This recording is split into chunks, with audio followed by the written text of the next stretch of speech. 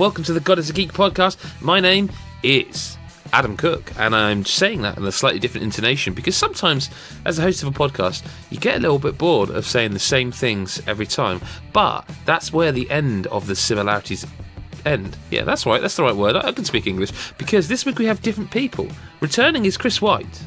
Hello, Adam, how are you? No, that's not going to work, mate. That's not the energy I need. I am a robot. No, you're a real boy, Chris. Okay. Hello. Hi. All right, mate. How are you? I'm marvellous. That's better. That's fuck the peeking on the mic I expect quite early on there, but that's fine. You could hear Gary Bailey tittering away there, I believe. A little bit, yeah. Hi. All right, you all right? Yeah, that's good. And also back with us finally, and back with us in, well, he's closer to us than he was last time we spoke to him. It's Adam Carroll. How are we, lads? All right, but how are you? That's an important thing. I'm good, and I'm going to say straight off because I know last week I was missing. Yeah. And he had the discussion of is it now finally over to say Happy New Year? Well, it's not for me, motherfuckers. So I'm going to say it. Happy New Year to you, because I had someone say that to me today. Ah, there you Twice go. now. It's still Twice going. now. It's still going. It's my New Year's resolution is to keep saying Happy New Year for the rest of the year. I was told you can say it until the 31st. Really? I don't know. Well, I don't think anyone would, but you know. Well, yeah. Technically, you can say it whenever you want. You just might get punched. Guys, you certainly can, my man. Do you know? And Adam's going to prove that. We're in an interesting period of the year because it's a busy January, but we're not quite into big hitter territory. Like we talked about this before. We've all mentioned Resident Evil 2.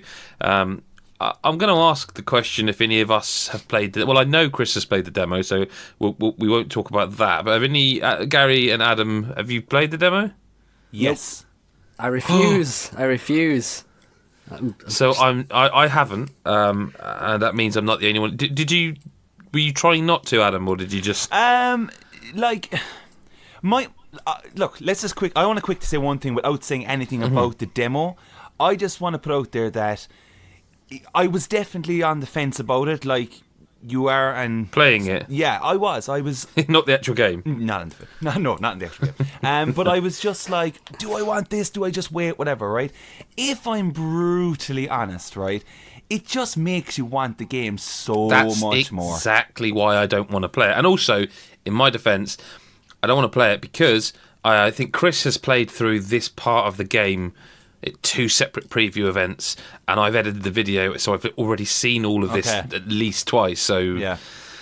Well, I don't know. The thing about it is, there's quite an amount to experience, obviously, within your 30-minute kind of experience, and like, it's just you kind of panic because you feel you should just go ahead and do it, because they did say you get rewarded if you finish the demo. You're doing your bollocks, because I finished it and I got no reward. So I don't know what they're talking about. I think it's just like a cutscene or something. Yeah, it is. Yeah. I think it was a trailer, wasn't it? It's a trailer with a bit at the end, which they have now, I believe, announced anyway. Which, if I'm honest, I didn't actually want that. I don't want to see any more. I just, when you're giving me the choice to pay it. But it's a cool little idea, and it kind of makes you just realise how much fun demos are. Like, it just adds to that whole thing of getting it in a magazine kind of job, you know, and only having that certain period of time. But yeah, we're nearly there, lads. It's almost time. I think I did say to Adam, I think it was like, if they'd released this demo like a month earlier, then yeah, I would have been all over it. But I think because I only had to wait another 2 weeks, I was like, you know what, I'm good.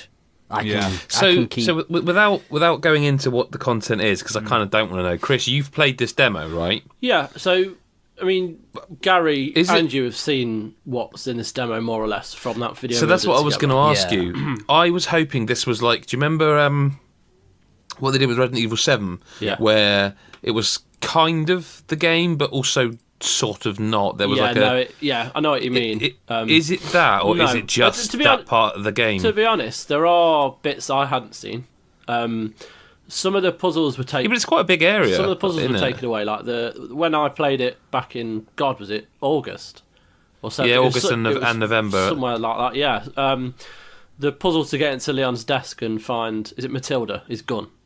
that right? Yeah. That's just not there because you've already got it. So that takes away some of the minutes you would have spent doing it. It's more like you just exploring it and just.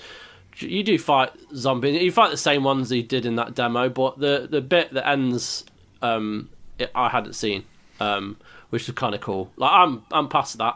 I've played it now. I've played quite a bit of it, so I'll play it when it comes out. I'm looking forward to do so. But I've played quite a bit of it that I haven't got. I've got the excitement, but I know what it's going to be like because I feel like I've played 5 or 6 hours of it now. So. Interesting that you still played the demo, even though you've already played it. Also, Chris, have you got a stinking cold, or have you just like sexied your voice up 10 notches? I've been horrible all weekend. I've been so ill since Friday. That was really bad Friday, Saturday. Now I'm just coming at the end, so I do apologise to the audience. If you are mildly aroused by this, I can't help it. You're just going to have to find a way to control yourself. But yes. Well, let's stick with you, Chris, because Capcom are ahead. I'm just thinking. I can't really reveal the score. Well, I can because this will go up early, actually, but not early enough that we'd be breaking embargo. Thankfully, Capcom are smashing it at the moment because you have reviewed Onimusha Warlords, which is. Was that not the original game of? No. Was that not the original name? So the original name was Onimusha, and then it got re-released on Xbox as Onimusha Warlords. It came out on PS2 and PC back in 2001 as But Onimusha. I kind of feel Capcom need to stop doing this. Like I don't actually. The thing is, I'm a Capcom fan in that like back in the day when I was younger, like nowadays I'd say like a publisher that I like a lot of their games perhaps is like Ubisoft or Nintendo or Sony. Or Microsoft, obviously, but where Capcom used to be that one, they actually still are. So I don't mind playing these games again because they're kind of like some of my favourite games, like Onimusha. But I kind of feel like they didn't do with the Resident Evil remake. They just called it Resident Evil in the same way they're calling Resident Evil 2. It's just called Resident Evil 2. Yeah. I feel like it's similar to... Why couldn't they have just turned it around the other way? So you know how in Japan they're called Biohazard, and over here they're called Resident Evil. Why couldn't they just switch them? So like this time around it was like Biohazard Resident Evil and Biohazard 2 Resident Evil. I don't know. Why couldn't they...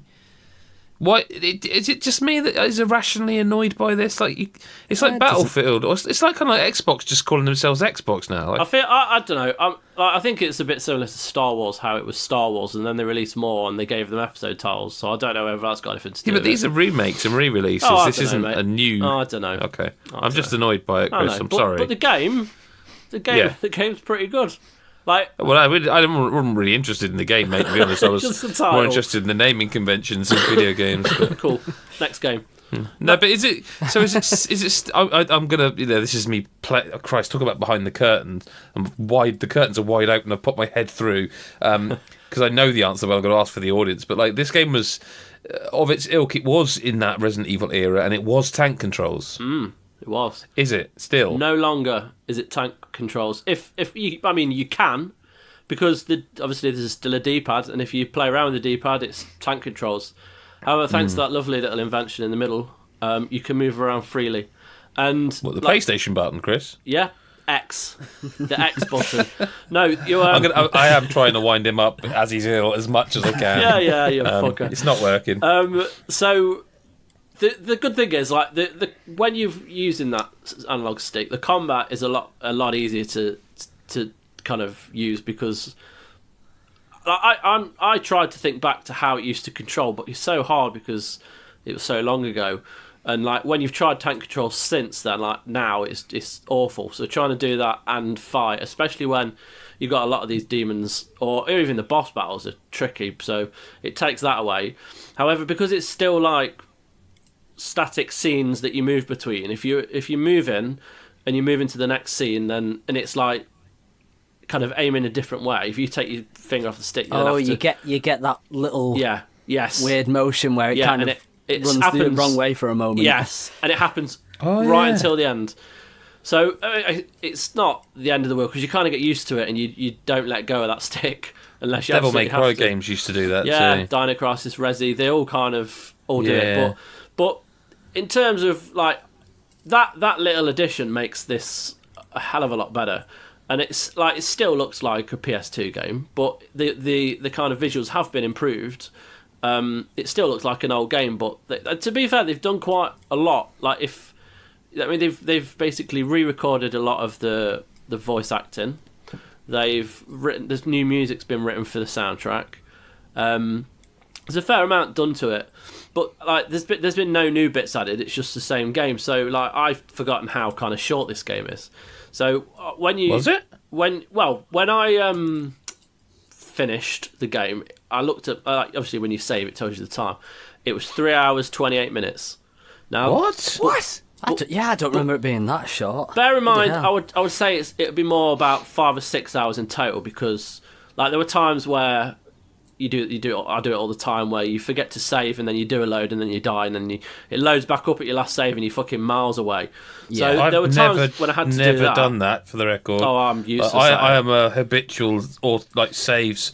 I sometimes save and then I go so I save before I'm about to stop and then I'm like, shit, did I definitely save? And I save again. Yeah, I have a tendency to forget. And there's that's bad, mate. Remember the original where there was a thing called the Dark Realm, and it's essentially like a leveled in my head, it's like in Devil May Cry, where you go into a portal and it's like combat arenas, but there's different floors. Essentially, that is it. Yeah, so it allows you to build up a load of. It's like my memory is great for games and bad for everything else. Your currency builds up, and then you can end up upgrading your weapons and stuff. But you get your weapons only level up to 3 anyway. So playing naturally and making sure to harvest all the souls in the game, you will eventually upgrade. But when you get you play the game up until a point right near the end called the Demon World, and once you go past that, you can't go anywhere back, and you have to fight these 2 bosses. So ideally, you need to be making sure everything's maxed out. But it's 3 hours. 3 hours 28 minutes. Are you sure? Absolutely sure you didn't like quaff too much cough mixture and somehow go time travelling? No, I'm not saying like I only played it for 3.5 hours, because I think it was more 5 or 6. But because like obviously still you die or whatever, or you. But it was 3 hours 28 minutes. I remember, because I remember checking and thinking, fuck, that wasn't long. But it felt a lot longer. Like I don't know. That was what it was doing when I was saving it. Maybe it doesn't take like cutscenes into account. I think it might be one of those games that only counts actual times you're playing. Yeah, but I still feel you're in like direct control. That's still not a lot. 5-6 hours is still short. But I mean, it's a cut price release, though, isn't it? Only like sort of 15-16 quid or something like that. So it's not like I don't think they've re-released it like 30-40 quid. Oh, that's okay. That's what I was hoping, because I just saw like I think like the 2 Hitman games have come out now or something remastered. They're €60. They came out the past Friday, and like I saw the announcement and thought they were like a way off, and nobody sent us code. Nobody even asked if we wanted to like cover it. Like not to we're talking about Onimusha, but I feel like I at one point thought Warner Brothers were like, oh, someone finally gets Hitman. They get it. Yeah. They've just done it dirty again. Yeah, just for the record, is not right. Just for the record, there's a great website for this sort of thing called How Long to Beat. Yeah. And like literally, Onimusha Warlords main story 5 hours, completionist 12 hours. So there you go. Okay. Like, but you what you said about 5 hours, you're right. Like that's, I definitely feel like it was. But then Resident Evil was like you could speed run it in an hour and a half, couldn't you? Like that was, I mean, it does feel like is the same. There are still some puzzles that like there's a puzzle that took me about half an hour, and that when you if you don't solve it in enough time, you'll die. And then it's like a puzzle where Samanosuke is like under like going slowly underwater, and Kaida, she has to solve this puzzle, and if you don't do it, he drowns. So you then have to go back to the bit that you did before then, with a floor puzzle, and this one with like these barriers come down, and you can. It's just. It can be frustrating, but it's still a good game. Like I love it. I love the different the way you can just switch through your different weapons and how they've all got specific abilities depending on the 3 elements of like fire, wind, and water, and heart, and Captain Planet. Reference for all you kids out there.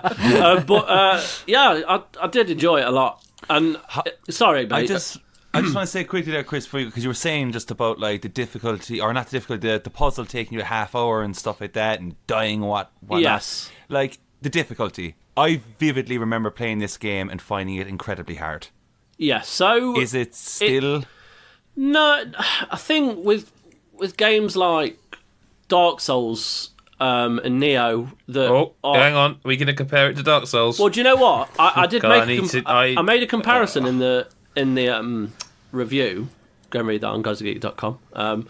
Where it shows how clearly Dark Souls was inspired by this. There's a hell of a lot... Chris, stop. Please don't say these things. No, I'm going to say these things. And if you guys out there don't like it, don't listen. I know our patrons will love us, and maybe future patrons. You know, we're on Patreon.com/guysofgeek. Yeah, we're on a wavelength. Listen. We're on a wavelength, guys. But I just think there's a lot in here that does make it difficult, and especially like there's 3 bosses in particular, the final 2.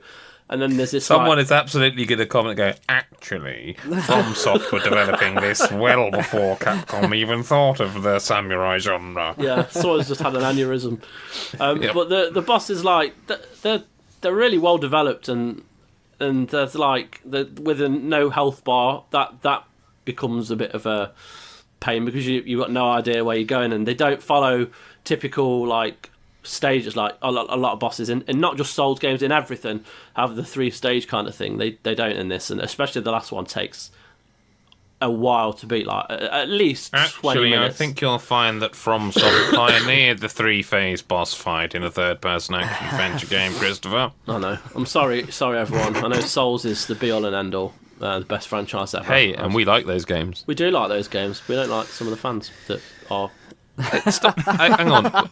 Let's not be doing all this wee shit. Your opinion's your own, Chris. Like, you know, you're on God is a Geek. You're allowed to say "I" in a review. So don't Bebo me.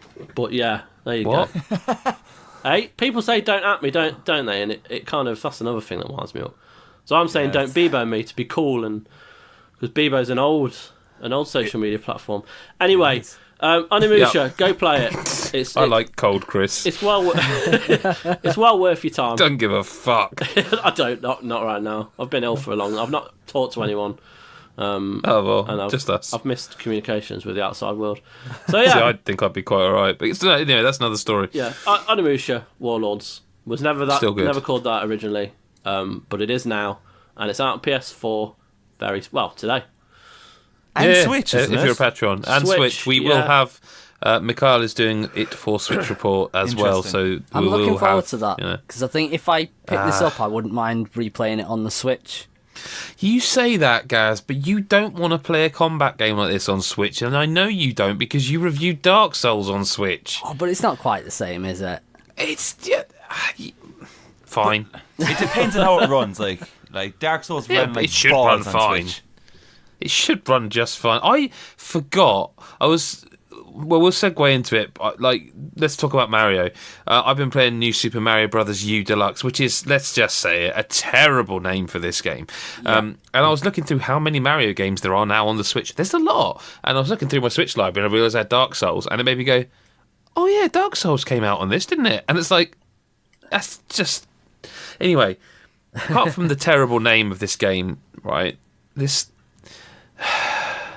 it makes me feel really sad, this game, and it's quite a good game, but it makes me feel a bit miserable because I don't think we're going to get a new Mario for a long time, right? And I feel like when it comes to taking the Wii U games, right, there's 3 main Mario games on the Wii U. There was this, without the deluxe moniker, there was Mario 3D World, and there was Mario Maker, okay? Yeah, and they chose the third best one. They literally could have chose either of the other 2, and they didn't. Now that either means we're going to get those other 2, or I just the only thing this is the better selling game. This game sold really well. Yeah. It's one of the few Wii U games that actually sold well. Wasn't it one of the earliest ones? Yeah, it was a launch title. That's kind of it. But I think what I think they maybe went with this one for was. You had the 4-player on this, didn't you? I think Mario 3D World only had 2-player. Still, I'm not sure about that. I'm not 100%. I'd have to look that up, but I just wonder if that was like the thinking behind it. You know, they were going for like the full-on. You know, you can have all these players rather than just the 2 of you. Yeah, but the thing about that, guys, is this game, like all the new Mario, Super Mario, games. It's great that you can do it in co-op, but it's bad. It's not... These games aren't built for having multiple, person-controlled Marios on screen. Like, there's some cool stuff in here. Like, I like the Peachette stuff, or Toadette, or whatever. I can't even bloody remember. It's just how forgettable it is. Toadette. I like the Toadette stuff. I like that Nabbit's in there because it's basically invincible. But that's it. Like, I don't know. I feel like it's kind of like the Donkey Kong game, in that they added like an easy mode, didn't they, to Tropical Yes. Freeze. And that's essentially what they've done with this by adding new characters. And it's the same thing, really. Like, instead of Funky Kong or whatever it was, they've added Toadette and Nabbit as like playable completely from start to finish. I just want a little more. I just want a little more. I don't think if someone else did this, they'd get away with it. No, I don't think this game's price does it any favours. So No. I just think it's like, what, 45 quid, something like that. And this I is a would say game that probably was at least. like, even the one with the Luigi U, sorry, Yeah. was released as a classics game on the Wii U. So Was you could it? get it, you could get it like 20, 25 quid, whatever. So why is it suddenly, 20 quid I will more? say It makes this no is sense. actually a good game. Like, it is a good game. Adam, did you play it on Wii U? Imagine you must have. I was actually talking to a friend about this, that I actually never sat down and played the Wii U version. The only Okay. time I really kind of had a go off that kind of style of Mario was probably within Maker, when you were able to change or go wow. into that wave of the game. I just remember it being very floaty, and It doesn't feel quite as tight in this style of Mario, but it is actually remarkably tight. There is some really good level design late on in this game. It's brutally difficult for a Mario game as well in spots. But have you bought it? No, and I've been sitting on that and Tales of Vesperia for the Switch now since they both came out, and I don't know really if I want to pay that much money for this game, like, as we're just basically talking about. Like, I think the price is kind of like, to a lot of people, they won't notice. They'll just be like, this is like another Mario game, is it? And it's, a lot of kids and parents are going to be kind of caught with that, I think. But like, people like who play video games on a daily basis know that when it came out for the Wii U, that it's a bit too much, maybe. But at the same time, like, they're never going to give you a Mario game for cheap. No. You're just not going to get it. Like, right. And I don't think you're going to get another Mario game for a while. I really don't. Yeah, and this game probably won't even fucking go on sale. Like, No, never. It definitely won't. It doesn't happen. And I don't know. I can do without it for now. It's not essential for me, if I'm honest. But yet you did buy Mario Party. Sorry, Super Mario Party. Yeah, and I think they should change the goddamn title of that game, because I'm going to say it, lads, I don't think this game is that fun. Really? Yeah. Controversial. Actually, it's not. I'm the weird one. I like them. I've always liked them, though. No, I know they're do bullshit. Like this one. I thought it was really good. Look, I'm going to... this game is too slow. It's too goddamn slow. And, like, I've now played it with, like, 4 other people or 3 other people and stuff, and, like... You kind of feel like, and I've played it even like when we're all having beers and stuff, and you're like, yeah, you kind of nearly sober up playing this game, because it's like, like, each turn takes too long to come around. I don't like that we can see the dice, the numbers. I think that the fact you have the 2 dices, some of the numbers don't make any sense whatsoever. Like, I think recently I was playing Luigi, and I think Luigi has like a dice that goes like 1, 1, 1. 4, 5, 6 or something along that line. Yeah. And the other dice is like 4, 5, 3, 2, 6, and you're just like, well, I'm just going to keep rolling this dice because I don't want a 1. And I think the boards, like the maps, they're rubbish. They're not. They're a bit too small. They're just really just like, okay, whatever. And when you get into the mini games, which, now, to be honest, the mini games are great. I think the majority of the mini games are fantastic. There's a lot of fun ones. They just end too quickly. Like, They're mini. Like, do you know when you start a mini game and it shows you like how to play it? I actually found the group of people that I was playing it with, we'd actually just do that way more. Like, and then we go, okay, well, let's just actually do it now. Do you know, you'd play it for nearly like 5 minutes and you'd just be like, this is hilarious. And then you play it and then it'll be over. And then you're back to the board. And I just don't think it's really all that action-packed. Like, there's far more fun games to be playing, and I think the Mario Party series has kind of suffered this for quite some time. And I think if people love it, that's great and everything, but I would rather like play Smash, like, or play Mario Kart if I'm going to have a load of people over, like, and it's just too goddamn slow. And it's like, even when you get to the items and stuff, like, you're kind of going, oh, whatever. And then it's not really that punishing. And then the rewards are not really that great. It just takes like 5 coins and you're like, oh, fuck it, whatever. And I don't really know. The balance of the game is kind of all over the place. Like, that's nothing new. Yeah, I know it's... Like, Mario Party revels in its bullshit. It's designed to make you angry because you're 4 stars ahead of everyone else, but then it awards you someone else random 2 stars for just playing the game. It's designed to be bullshit. And it's great at it. It is. And then, like, the whole thing of, like, to me, right, when you play it with a group of friends and you got one of your friends is just in the shitter from the word go, it's just like bad luck, all that, to me is hilarious. That's funny, and that's a funny moment. And then Nintendo just starts being Nintendo, which, but like, I love Nintendo, like, I really love them. But all of a sudden they start feeling bad for this person. They go, oh, look, here you go. Have all these coins and have all these items. Let's boost you forward. That happened to me recently, and I got stung and came last. And I was way ahead. And I was like, what is going on here? This is ridiculous. And I think that, to me, is where the game just fails. But that's Nintendo's ultimate lesson to you. Winning is not the be-all and end-all of anything. Yeah, like, okay, but how many Mario Party games have we had? Is this like the 11th? I don't know. 11th, I think it might be the 11th, yeah. I think it's the 11th game. Not including some of the other, like the 3DS ones, spin-offs. Like, the general idea is so good. Like, the idea of Mario Party sounds amazing, but there's too much bullshit. There's just too much bullshit, and it's just too slow. And like, you genuinely start like almost like drifting off. Like, see, I enjoyed it.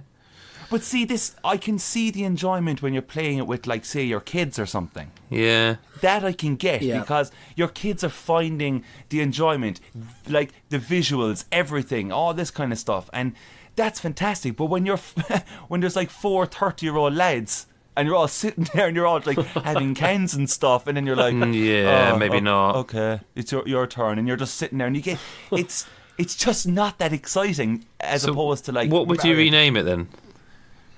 I don't know, fucking Super Mario Bollocks. I don't know. Okay, so Super Mario Bollocks, and I'm renaming Mario Brothers to not so new Super Mario Brothers.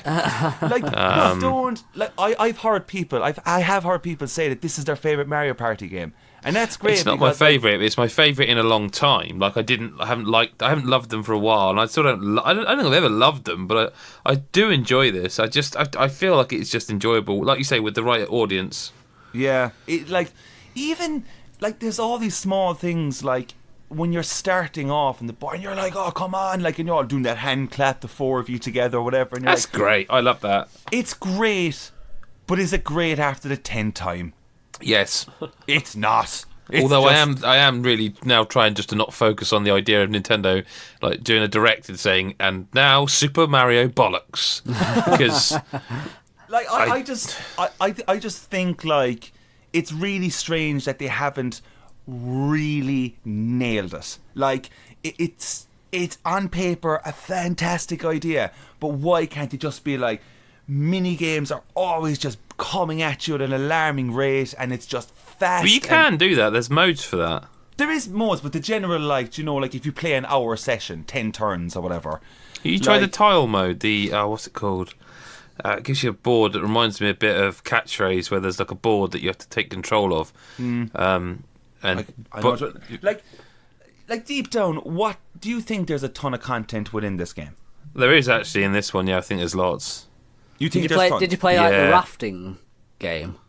Like where the rafting mini one. Yeah, the music ones. No, like it's a whole game, like a separate game where. Yeah, that's what I'm saying. There's like 3 or 4 different Mario Party games in here that aren't the board game. There's like a rafting one. There's a rhythm based one. There's like I say, there's this kind of board one where you have to like. You just play the mini games, and when you get a mini game, you have to pick a tile on a board, and you have to. It's almost a bit like Connect 4 in some respects as well. Like that's a lot. It's more a fun. lot more here than normal. Like even just to like for just a minute, like the mini games, as I said, they are so funny. Like some of them are so funny, and all of a sudden it's just over, and you're like, oh. And it feels like they just take it from you, and you're like, oh, I just want to have the fun. And you're just back again, and you're like, all right, it's your turn. You roll the dice, and everything is so goddamn slow. It's like, come on. Even going to the item shop is just like, would you go away? I don't want an item. Just let me pass you. Let me pass. It's that to me. Just it's their most. Like, when did Adam become such a grump? Hey, well, no, me, guys.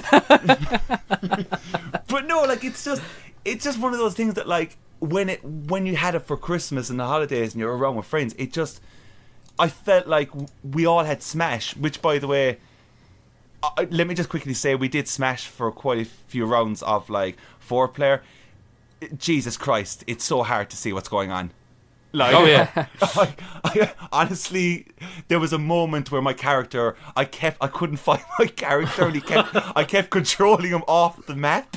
I was like, where is he? And I just like kept killing myself, jumping off the map. It's carnage. But that to me is a lot more fun. If going forward, I just want to see that what they have done for the likes of Mario Kart and what they have done for the likes of Smash. I want to see that happen for Mario Party. Because I think they are on the right track, but they just don't need to be so friendly, like, within this game. Like, so coming to a Switch near you, new Super Mario Party. Oh, probably Deluxe. Fuck you edition. Yeah, but no, that was the Wii U. New Super Mario U. Oh, I see what you did there. Yeah. I see what you did there. You know how they don't spell things properly. Should we move away from Mario Party before Adam has an aneurysm, please? Before we get into news, we won't we won't dwell on this too long because we're not going to judge or review a beta. But I have a question for you, Gary, about Dead or Alive 6. Go for it. Is it still, in terms of a series, a very good fighting game that is unfortunately marred in most people's eyes because of the tits? I know. Judging by what I've seen in the beta, like there was only 2 women in the beta. There was Ayane and... You only need one, Gaz. It was Ayane and Kazumi, but neither of them had, like, revealing costumes. Yet. But I mean, they're going to be... But to be fair, anyone who has a problem with that, they can just fuck off. No, but like what I'm saying is the thing about DOA is it's actually a good fighting game. It's a really good fighting series. It's one of my favourites in terms of the way it plays. But I don't want to play a fighting game where if my wife walks through the room, I'm like, I'm sorry, this isn't what it looks like. Well, I mean, by the looks of it, I don't think that... Well, I think they did say a while back when they first announced it that they were kind of moving away from it a bit. So whether that will stick, I don't know. I'm telling you now, it'll be the DLC. Oh, yeah. I hope this one doesn't... 'cause they can't do what they did with Dead or Alive 5. When they re-released it and then did... There was like £1,000 worth of DLC. Yeah, it was like 6 season passes, all like 80 quid each. And it's like... No, I'm not joking, Adam. Ridiculous. I'm serious. If you wanted all of DOA 5, you would have to spend over £1,000. Yeah, I'm genuinely serious. What was in it? What was included? They were all costumes. That was all it was. Multiple costumes. There's £1,000 worth of add-on stuff, yeah. Filthy perverts. Yeah. I mean, the thing is, like, I don't mind them releasing stuff like new costumes and that, but it was the fact that they did it with... The phrase "don't mind releasing" has no business being anywhere near a Dead or Alive discussion. Very uncomfortable, guys. But yeah, it was the fact that they did that, and then they actually released a couple of extra characters as well, which, considering it was a re-release of a PS3 and 360 game, you're like, surely it should have already had a full roster and you shouldn't be made to pay for more characters and all these fucking season passes as well. They But like, way too far. But business practices aside, just for a minute, the game, any good so far? Yeah, I mean, I was well into that beta when I played it. It was it was dead or alive for me. Like, it plays very similar to the last ones, but the new special feature is quite nice because I don't know if you remember, like in 5, you could do special moves. About 5. There was like special moves that you could do, but they were pretty tough to pull off. It was a bit too much, it was a bit awkward. Whereas this one, it's just R1, but it works in different ways depending on the context and how much your gauge is filled. So if it's like half filled, you can only do certain things. If it's fully filled, you can do like super moves, basically. And you can do where you can normally parry moves. I think you press square, you can parry at the right time. So if someone tries hitting you, you just deflect it and you can give them a punch in the face. But this time, that was kind of, you could only do certain things. But this one is if you've got enough of the meter filled, you can press R1, and if they're in the middle of quite a big combo or something like that, you can actually get out of it. So it's a nice little way of balancing things. I don't like the fact that you can get hit the moment it says fight, because you can kind of you move in before it says, when it's like ready fight, you can sort of move yourself a little bit into place. But I was playing people and it was like fight, I'm already getting a punch in the face. Like, that felt a bit cheap. I hope they just sort of fix that so you can't hit straight away like that. There's not really any way of reacting. But otherwise, I really enjoyed it. I'm very excited to play the full game now. Not too long, was it? March 1st, it's been delayed to, it was only like 2 weeks. I suspect this beta was part of that. It was like... Maybe it was just a little bit of extra time to fix certain things. Mm-hmm. The netcode seemed alright from the beta, because when you load into a fight, or before you load into a fight, you've got an option. It comes up with this fighter has this connection strength. Mm-hmm. If you don't want to fight them because it's too low, get rid and move on. You can. I didn't realise this until like partway through the video I did, that you can filter it as well, so you can only play people with decent connection. But I think only once, which was during the video, it was like very choppy because not accidentally, but I was just like, fuck it, I'll just fight this person even though it's a low connection. But otherwise it was pretty smooth. I had no problem. So hopefully that means that the full game will be decent online. Let's hope so. But you mentioned there, Gaz, getting rid and moving on. And that brilliantly segues into news, doesn't it? Because getting rid and moving on totally is meant to do it. What you didn't, because you would have stopped right there and realised that the longer you talked, the harder the segue was going to be. No, so getting rid and moving on is kind of I don't know. We'll see what we all think, but it's kind of what Bungie and Activision have done with one another. So the story is essentially that despite signing a 10-year deal, Bungie signed with Activision for their partnership, the publishing deal, they are no longer going to be doing that. After 8 years, Bungie's Destiny is going to come back to Bungie in terms of... Well, I'll just read the statement, shall I? This is from Bungie. When we first launched our partnership with Activision in 2010, the gaming industry was in a pretty different place. Which already sounds like it's not me, it's you, doesn't it? As an independent studio setting out to build a brand new experience, we wanted a partner willing to take a big leap of faith with both of us. We had a vision for Destiny that we believed in, but to launch a game of that magnitude, we needed the support of an established publishing partner. With Activision, we created something special. To date, Destiny has delivered a combination of over 50 million games and expansions to players all around the world. More importantly, we've also witnessed a remarkable community. I'm going to skip the community stuff because if you're part of it, you already know. We've enjoyed a successful 8-year run. I'd like to thank Activision for their partnership on Destiny. Looking ahead, we're excited to announce plans for Activision to transfer publishing rights for Destiny to Bungie. With our remarkable Destiny community, we are ready to publish on our own, while Activision will increase their focus on owned IP projects. We'll come back to that in a minute. The planned transition is already underway in its early stages. Bungie and Activision both committed to making sure the handoff is as seamless as possible, and then they go on about their roadmap and basically, thanks very much, we're all brilliant, thanks, carry on with us. Now, Activision will increase their focus on owned IP projects. So Activision, basically, I think, reading between the lines, I think this is Activision actually saying, we have had enough. We don't want to be plowing money into something we don't completely own and control. Yeah. And I wonder if that's the general consensus, or if people think this is Bungie saying we're going to buy it back or buy the rights back or whatever. But I think the fact that Activision specifically says will increase their focus on owned IP projects, essentially the stuff they own. Yeah. You know? Yeah. What does Activision own now? Like Guitar Hero. I mean, I know that they've got Blizzard, haven't they? So technically they've got that's that, a sort of separate thing. Yeah. But it's like, is it realistic now? Is it basically Call of Duty? Crash Bandicoot. Power Move Pro Wrestling. Spyro. Let's do it. So let's type Activision in, right? Okay. Activision IP. Let's try Activision. Right. Let's have a look at this. So if we click on... Cool, there's a lot of shit. Activision. 2010. Let them know they are. So, okay, 2010 game. The game's sort of from 2010. So, Blur, well, forget about that. Yeah. Singularity, forget about that. They did have a deal with the Bond games. I don't think that's still there. Skylanders and Spyro. They don't own Destiny. Sekiro Shadows Die Twice, I wonder. I wonder who owns that. I forgot they were publishing that.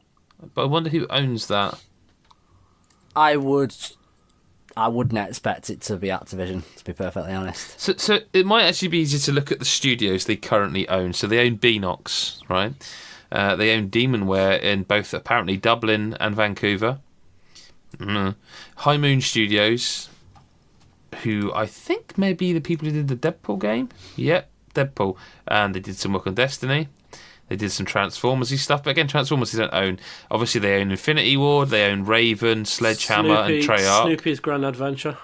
Yeah, there you go. Toys for Bob they got. Vicarious Visions they've got. Tony Hawk. So yeah, but they don't have a license of Tony Hawk anymore. Oh. That deal expired, I think last year or the year before. Like Tony Hawk actually announced it because he's put out a game on mobile. Roll 7 should have got that. Imagine Roll 7 doing a Tony Hawk game. But basically. Duck Dynasty. It sounds like they have got... I'll stop. Because they don't even... Oh, shit, you know what? Do they have Guitar Hero anymore? Because who made the last Guitar Hero Live? If you remember correctly, Ubisoft bought that studio. I don't remember.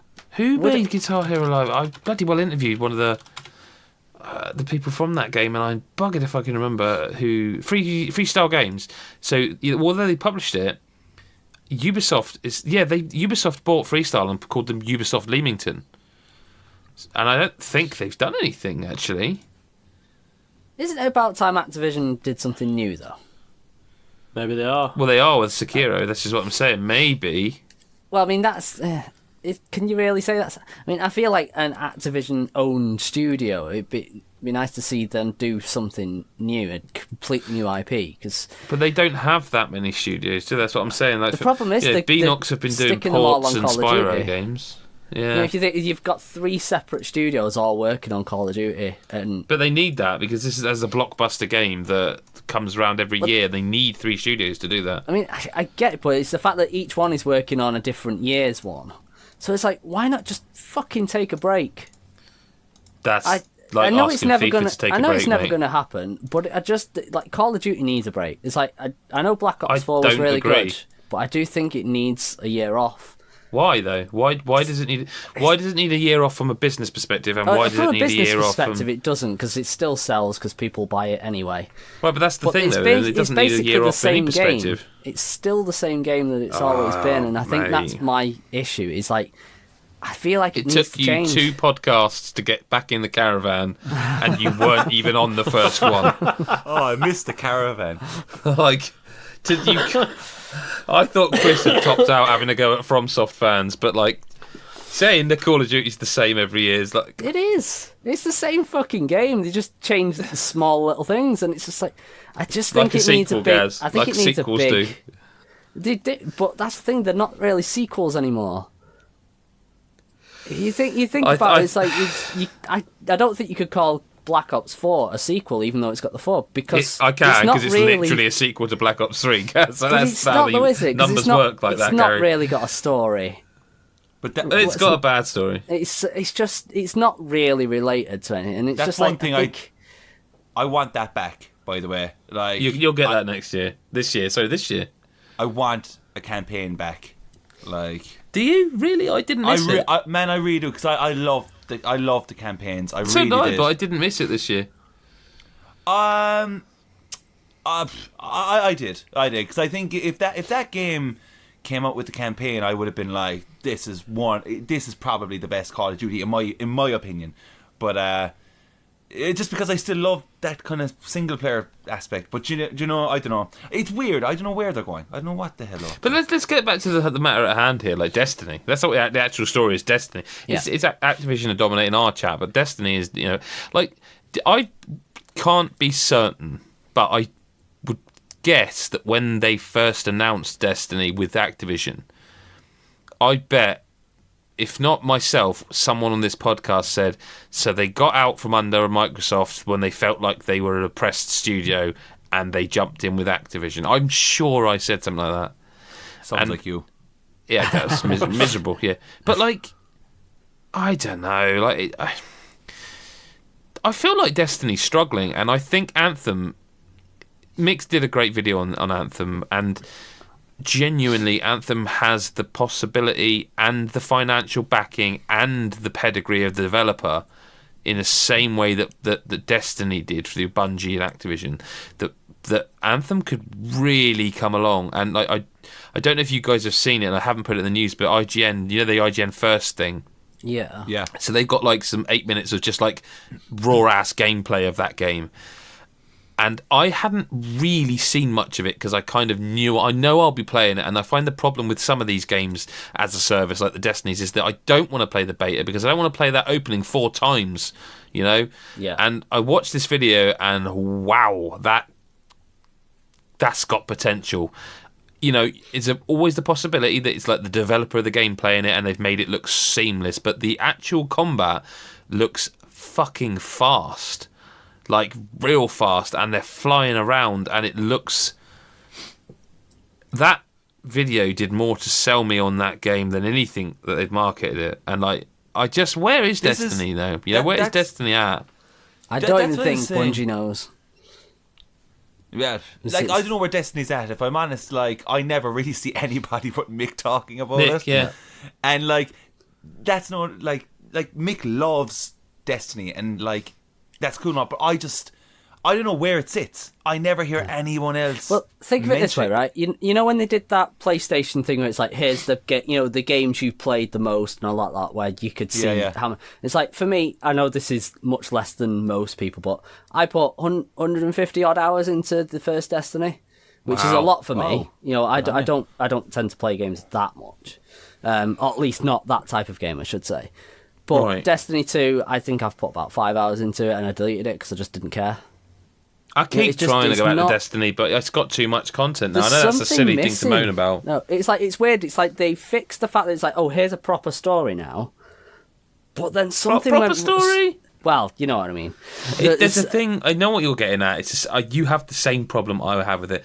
Everything about Destiny on paper should be your jam. Yes. Like I will not have it that the shooting's bad. The shooting is exceptional. The shooting's very good. But there is something about Destiny that it is the kind of it's not me, it's not you, it's me thing. There's some I cannot connect with that game.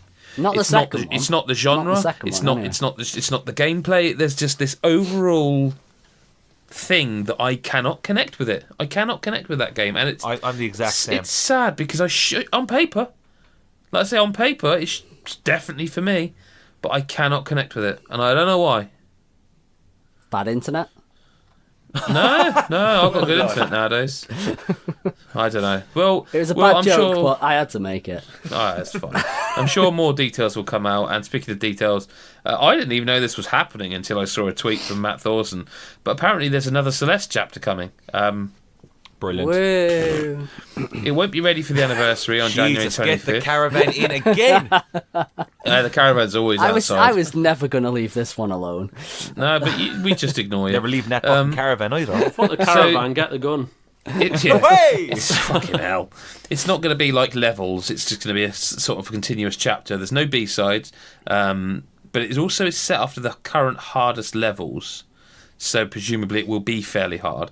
There'll be no strawberries to collect, and there will be some new items and mechanics. But the best till last, it's free. Yep. Thank you very much, Matt Makes Games. Amazing. We'll move on to some quick sort of smaller stuff because there's a big bit, some more big news to talk about. Just a few quick hits. Yoshi's Crafted World, which I think a lot of people forgot about.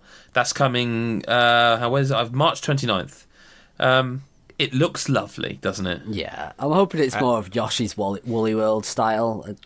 That game was just delightful. Yeah. But yeah, I mean, not much to say. Looks lovely. We'll review it when it gets to the time. That's it, really, isn't it? Speaking of, a game probably that we'll hit up in Switch Report, maybe do some video on, Dragon's Dogma Dark Arisen is coming to Switch. So, Arise, again, April 23rd this year. I don't know, that game didn't run great on anything. So, man, it's a good game. It's a great game, but it doesn't run well on anything. And the Switch port, I'm getting Dark Souls feelings about it. I don't think the game looks amazing. No, but and that's where it's, for me personally, the biggest fault was. But I could look past it because it just felt cool. I don't know. I was just into the tone of it and stuff. And I only recently played it when it came out in the PS4, and it was really cheap when it came out. I think for PS4, I think it was like 25 or something. Yeah, like that. It was a cheap game. Cheap release. It was a really cheap game, and it is loved by a lot of people. So I think it's that's another Capcom one as well. And Capcom seem to be the ones that price their re-releases right, basically. Well, yeah. For the most part, anyway. I can't think of any others that were overpriced. Because it's just why release them at 30, 40 quid when it's basically the same thing? I don't quite get that. When you're releasing them at sort of 15 to 20 quid, I think that's about the right sort of price. Well, speaking of, there's a joke in here. There's a joke in here about Capcom re-releases and Devil May Cry 5 being a remake of Devil DMC. There's a joke in here somewhere. I think we could workshop it, but let's not. Basically, it's come out that DMC... No, it's not. Sorry, Devil May Cry 5 is about 15 hours long in playtests, which is about double the length of a normal Devil May Cry game. Yeah, I'm worried that's a bit too long for a game like that. Yeah, that's a lot of attitude for a long time, isn't it? Can I just say, right, since when has it become a thing to have to mention how long your game is? Don't know. I just don't really need care? it. Yeah. I don't care, but I don't need it. Because it just makes up these conversations. Maybe this is the thing that's replaced the whole, hey, our world is this much bigger than everyone else. It's instead it's, no, our game is longer than this game instead. Well, it's not the only news on that game as well. Like the demo that Gary and I were not too hot on has gone away, and another one is coming. This time it's going to be on everything, I think, PS4 and that, and that demo is coming on February the 7th. I would really like this game to come out, and then we could all just be like, do you know what? It's amazing. Get DMC 2, but that was incredible. Yeah, I hope so too. I hope that. I'll give this really hope that happens. I will give the second demo a try. There's no secret. We all hope that every game's going to be good. True. No. Kingdom Hearts 3, Chris. Yeah. This is just for you. So the epilogue to that game is going to be patched in a day after it's released. Yeah, that'll be interesting, won't it? I don't know what it says for reviews and that, but as a person, like if I was to buy the game on release day and get it patched in, I don't really understand the issue. What if you haven't got the internet? Well, what if you've just gone and bought the game and you want to play times? You need the internet. Chris, that's Xbox deal with it type language. Well, look, I don't know. I don't know anyone that buys games that doesn't have internet. Like if you've got a PS4, you've got internet. So well, I don't really get... also, just to clarify, sorry, because I don't want people thinking I'm being harsh here. The epilogue is a video, and basically the specification is that if you will need to have completed Kingdom Hearts 3 and seen the ending to be able to view this video. So when you hear that the epilogue is being patched in, you kind of think, fuck me, they're having to patch the end of the game. That's not what it is. Yeah, it's not too bad, because you think an epilogue isn't technically, it's not the ending, if you know what I mean. There's nothing to say that the game's ending isn't going to be good enough as it is. So if anyone does that and then doesn't watch the epilogue, and they could well have been like, okay, that's cool, I've seen the end, I liked that. Whereas it might just be the epilogue is like, we're moving, here's where this might be going next, or something like that. By the time you get to the epilogue, like, I'm sure 99% of people are going to be confused anyway, so it probably won't mean anything. I mean, the bigger problem for me right now, when this is a very much an industry sort of problem, is that the game is out at the time of recording in pretty much 2 weeks, and we haven't fucking got it yet, and it's probably 50 hours long. Yeah. And normally you'd be like, fair enough, but it's finished. People have had it since December. They snuck, Yeah, I remember that getting leaked. Kind of frustrating, like that. But again, devil's advocate, I doubt many people are waiting for reviews of this game. It's been that long coming. No one cares about a review for this game. The one thing that gets me though is it's like, this is the first one on Xbox, and it's like, is this going to be a game where you can play it and understand it? It has to be. Yeah. There has to be. You'd hope they so. can't. Even if it's like a 3-hour movie, which they could patch in. I don't know. I'd watch that. Do you know what? I think I would watch that and then still not play the games. I want to play 3 because I think 3 looks different and interesting. Yeah. I don't know. But Adam, do you want to play SNES games on your Switch? Hey, I definitely do. Well, people have data mined as they want to do, and found. Basically, they discovered that Nintendo Switch's online service, which is amazingly called Nintendo Switch Online, basically could have SNES games coming to it. We don't know, but people have ruined any surprise because they've data mined it, and there's. That's why I don't like data mining. I'm going to say straight out that this kind of shit shouldn't be a rumour. It shouldn't be anything. It should just be there. It should just be out. Like, I'm sorry, but like, these games, they should all be there. Like, but it's frustrating because like, if this is true, just confirm it. That's what I mean. Like, it's like I actually during Christmas I signed up for the online for the year. That was a mistake. Oh, listen, I got it for Smash, and Jesus Christ, Smash just ran like absolute bum, and I was like, well, this is just terrible. And so glad I paid for this. And then I went into like the NES thing, and I was like, well, fuck, these games are pretty dog shit. Like, it's just, so I was down money, and I was like, damn it. So this better happen, and it better have like a massive catalogue. Like, I mean, there's no reason why they can't. Like, Sunset Riders. That's fucking SNES game. No, we're talking, Chris. I'm gonna say right away, it's not gonna have a massive catalogue from the start. Yeah, it's gonna be like 2 or 3 games. Get back in that caravan. It's gonna start off with like 2 or 3 games, and you're gonna have to wait. Super Metroid, Link to the Past. We're gonna get them at the start. That's what's gonna be, and then like. Whatever, people will be bitching, but why didn't you add that? And I'll probably be one of those people going, why didn't you add that? And then, like, whatever, they won't add it. And then we'll be all annoyed and giving out about the online thing, probably. But really, what we're waiting for here is the GameCube thing. That's what I want. I want. I think it's just a case of, as everyone keeps asking, it's like, where's your virtual console? Yeah, not coming. They literally said they wouldn't be doing virtual console. I say it's daft. It's like, we're not doing that, but we are basically doing it with the Switch Online. Just at the moment, only with. No. What NES they're doing, games. Gaz, is they're not doing it because this way they can charge you again for the 8th time you've owned that game. I swear to God, though, right, Adam? Like, it's funny you say that, but I actually would pay. I know you would. That's why they're doing it. Exactly, because I'll tell you why. You're fucking part of the problem. He's massively part of the Where's problem. your fucking caravan? Wait a second, let's not get too rowdy here. Listen, my thing here is that, like, I have no other way of playing Zelda games. Like, I honestly don't. Like, there's a lot of Zelda games I don't have, and I always like to go back and play them because it's my favourite franchise.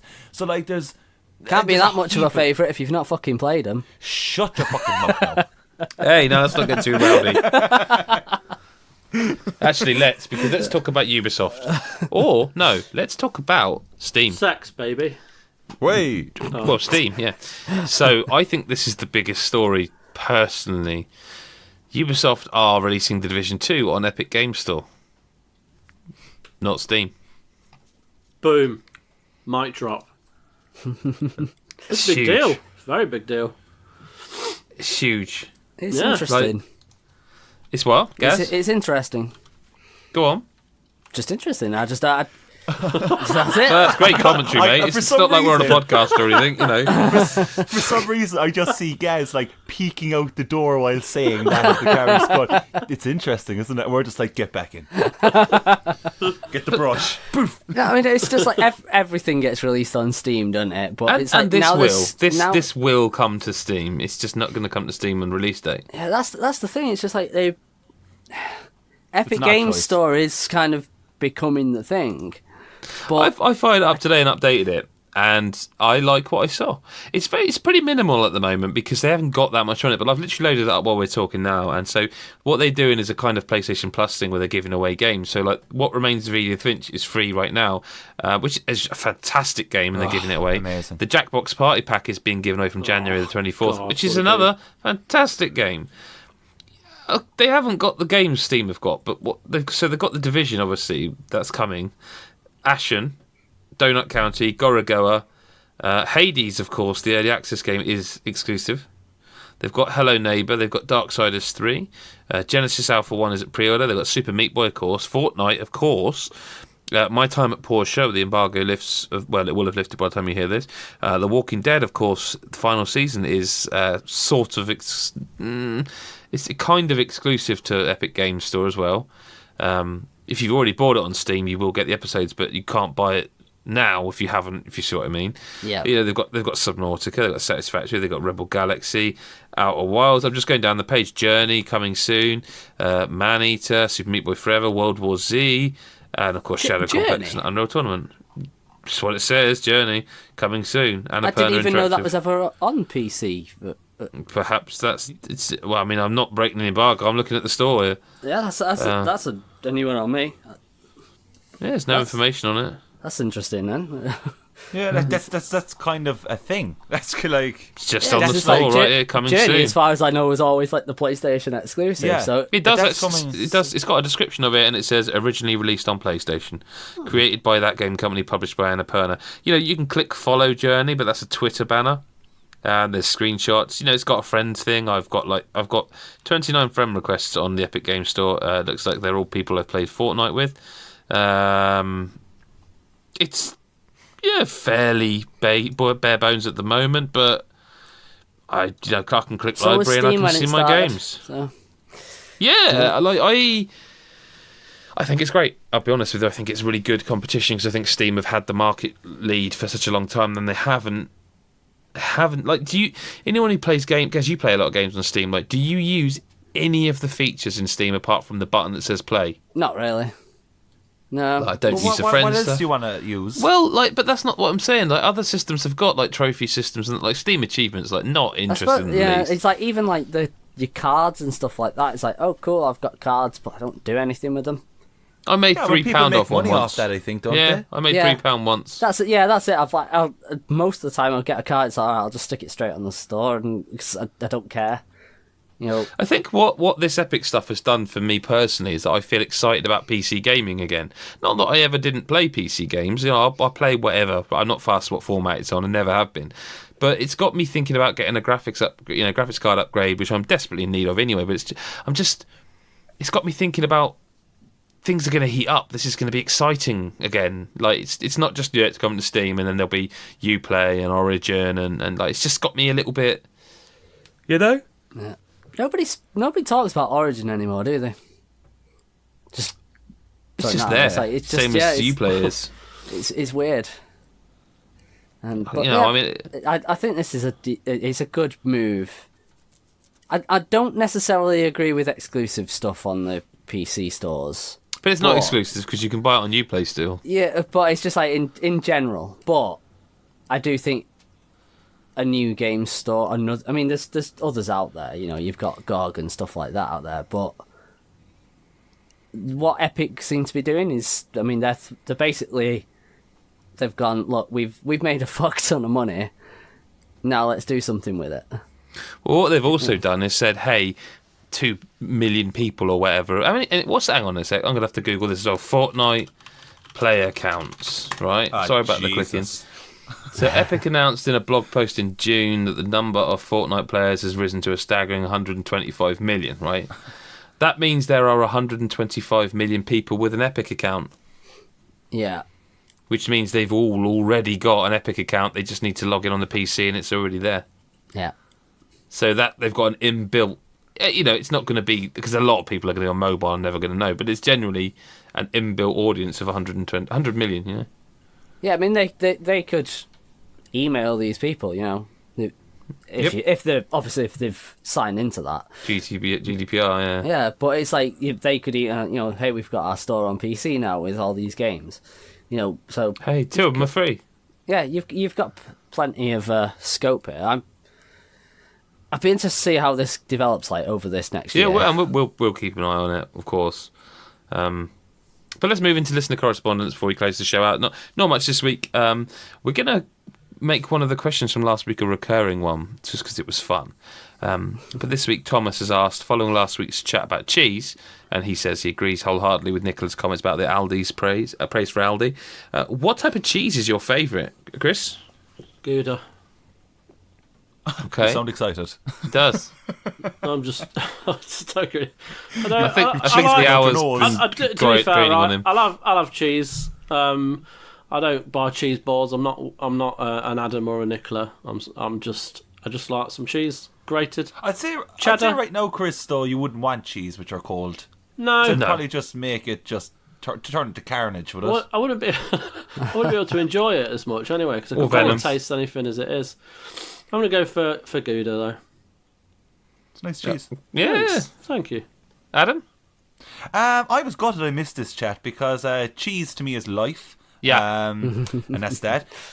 If I'm honest, I don't know how to explain this cheese, but it's like, once again, Aldi. Aldi is the go-to for me for cheese. You can get a block of cheese in Aldi, right? And... tell me now if you know what I'm on about, right? But it's a white cheese, white cheddar cheese, right? But you know that white vintage cheddar, right? That almost has these like nutty things in it. Like it almost feels like someone put little grain, like little stones. Not in your Wensleydale, is it? What? Wensleydale. Never heard of Wensleydale in my life. Have you ever watched Wallace and Gromit? Well, I've seen it, but no, Chris? I wouldn't have. Oh, because he's like, it's one of his catchphrases. I'm not going to do it. I'm not going to say it, but yeah. Anyway. But that anyway, and fuck it, like, to be honest, just give me all the cheese. I don't really know why I'm even picking a favourite one. Just give me fucking everything. Just halloumi, brilliant. Cheddar, brilliant. Blue cheese is questionable. Yeah, same. I tried some and it was all right, but I used to hate the smell of it. Sometimes a really strong... No, it's not, but sometimes like a really strong cheddar that crumbles as you cut it. That's the one I'm talking about. You're on the same page. But that's just cheddar. No, hang on, no. It's like, they call it cheddar, but I think they should call it like, I don't know, Super Mario cheddar or something like that. It's just amazing. Okay. Yeah, I just like most cheeses. Like, you know, I'm having a bit of a brain fart. I could call my wife and ask her to tell me which cheeses I like, because there's quite a few of them. Like, I do like a brie. I do like brie with a bit of onion chutney. Red onion chutney with some brie. Very nice. Yeah. I can see Gaz, like... He won't like cheese, Adam. Gaz just going to say guilty or something. He's just going to say, I don't like cheese, is what he's going to say. What I'm going to say is I can't really have cheese. Yeah, I think we have actually had this chat before. But it doesn't stop me now and again. But I don't really have a favourite. It's just like, I'll have something, I don't know, like a red Leicester is quite nice sometimes. Very nice. The mildest of the cheeses. Come on, that is... Well, you know, if it's someone who can't really have cheese, then, you know, I'm not going to go for the full bullshit. Stop cheese shaming. I'm sorry. What's red Leicester? Let him have it. But no, I'm a fan of it. I don't really have a particular favourite, but I just I can't have it that much. So, guys, that's all right, my man. You respect it. That's all that matters. You can come on out. Am I? Adam's not allowed beer, but he drinks it anyway. He's brave. He's not scared. He's not scared of dying. I fall apart after a pint. I bet. I know. I bet. But Chris falls apart after watching Finding Nemo. So yeah, all right. I've been waiting all week for an opportunity to somehow.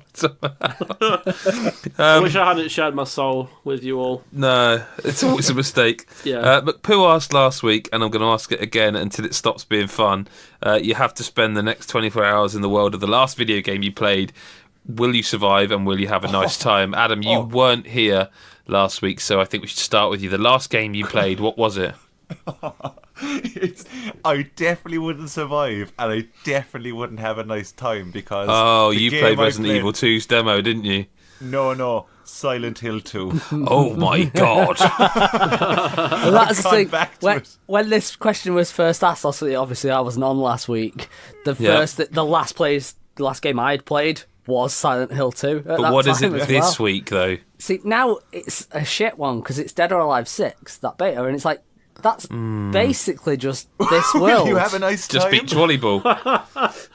Yeah, I mean, if it's like Dead or Alive Extreme 3 or something like that, then yes, I'd have a very good time, I'm sure. Okay. Guys, I don't know why. Get back in the caravan and lock the fucking door. You'll save yourself. I don't know why I can't get the vision of Gaz in a Dead or Alive game. Just in the middle of all these girls. I'd get the shit kicked out of me. Just like he's watching a tennis match, left to right, to left. Chris, what was the last game you played? Yeah, so it was a demo, Resi demo. Oh, you're dead. I'd be pretty fucked, and I wouldn't have a nice time unless it was before it all happened, and I was in a nice coffee with Marvin. There you go. See, for me, the last game I played was New Super Mario Bros. U Deluxe, and that's a more complicated answer. It is actually. You just be there fucking eating mushrooms. But do I exist in a 3D world? So even though Mario's a 2D game, if you're Mario, is there 3 dimensions? I think the real question as well, Adam, is how hard is your head? Yeah, a lot of concussion. That's a really personal One question, smash Adam. off a block, I'm sure you're going to be out. That's a really personal question for a podcast. Oh, Jesus! No need for that at all. Why do I always answer those ones? I think I'd have a nice. Well, the thing is, Bowser kidnaps Peach, but it's like he doesn't really mean it, does he? Because he can't be that useless. Can he? No, because I mean, some of the shit that he does. Basically, he could easily wipe out the Mushroom Kingdom. Yeah, but all he does is go, fire. I'm just gonna kidnap her and wait for Mario to rock up. So, but like I say, is when you're if Mario were real and he's in this game, like as a character in a play almost, is it 2D? Is that a world of 2 dimensions? Because if that's the case, I've got nowhere to hide. I feel like this is like a deeper conversation. It's philosophical. This is. You might be right. Will you survive? Yes, I think I'll survive. Will you have a nice time? I mean, that all depends on if Peach is on for a bit, doesn't it? Really. Mother of God! Jesus Christ! I'm joking. That is obviously a joke to all our listeners. That is a definite joke. Yeah. But that is it for this week's podcast as I slowly lose the ability to speak in a hosting format. Thank you very much to Adam, Chris and Gary for being here. Thank you. Thank you. And a reminder to you, listener, that if you've enjoyed this podcast, you can get a patreon.com/GodIsAGeek where for $1 a month, that's $1 a month, $12 a year, so basically less than a tenner in English money, for the whole year that would cost you, where you'd get every podcast early, you get every podcast as like a bonus pod in there. Last week I talked to my boys about games around Christmas. This week you've had a movie review. We're trying to do something a bit different, try and make it feel like a bonus pod within a pod, but you also get early access to videos, and generally we give away codes. I we try to give away as much as we can. It said there's a private Discord channel where we all chat. We're going to try and arrange some multiplayer stuff. It's well worth, I think, £10 a year, there or thereabouts. I say $12, off the conversion. Give it a try. Patreon.com/GodIsAGeek. Why not? Hey, if you enjoyed this podcast, do go to iTunes, rate us 5 stars, of course. Give us a review, helps visibility. I hesitate doing this stuff every week because I think people who listen probably get fed up of hearing it. So I will just say thank you very much to everyone who does listen. We're well into it now. Where are we? It's Resident Evil. Well, I would like to think we'll be playing Resident Evil 2 by the next time we talk. I don't know. At least one of us hopefully will be reviewing it by then. I really hope so, because I hope that Capcom are confident and send that game out nice and early. They did with Resi 7, so there's his hoping. Resident Evil is well and truly back, I think, and I'm delighted, and I know Gary, Adam and Chris are too. But for you, dear listener, we'll speak to you next week, or whenever you choose to listen. Bye-bye for now.